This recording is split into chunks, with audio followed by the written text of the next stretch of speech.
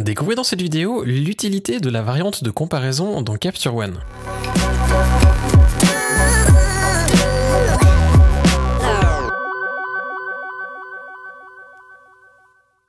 Salut, je m'appelle Quentin Descaillets. Vous pouvez retrouver mon travail sur quentindescaillets.com ou sur facebook.com/quentindescaillets. Dans cette nouvelle vidéo, on va regarder quelque chose qui va répondre à une question qui m'a été posée lors de la toute dernière vidéo où on avait vu comment faire une comparaison d'un avant-après dans Capture One. On avait abordé en fait les variantes et peut-être que certains l'auront remarqué, il y a quelque chose qui s'appelle la variante de comparaison.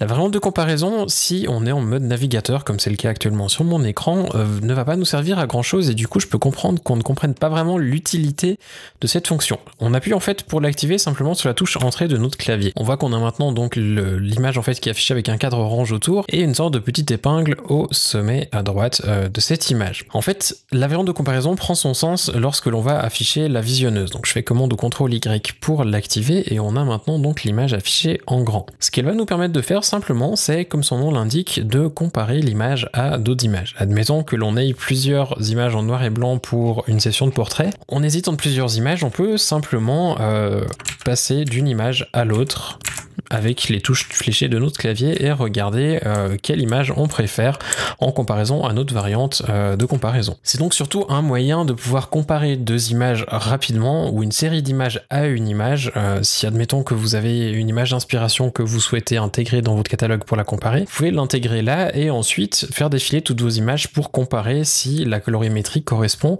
à votre image de comparaison. C'est par exemple une idée, ou sinon c'est vraiment purement pour du tri. C'est donc un petit peu ce à quoi ça sert, il n'y a pas grand chose d'autre à dire là-dessus. Vous pouvez bien entendu à chaque moment dans Capture One la désactiver, simplement appuyer sur Entrée pour changer la variante, donc c'est celle qui est affichée à droite qui passe en variante principale, ou alors faire commande ou CTRL Entrée sur votre clavier et ça désactive la variante de comparaison. Il n'y a pas grand chose d'autre à dire, mais si vous avez des questions à propos de la variante de comparaison, si quelque chose n'était peut-être pas clair dans mes explications, n'hésitez pas à laisser vos questions en commentaire.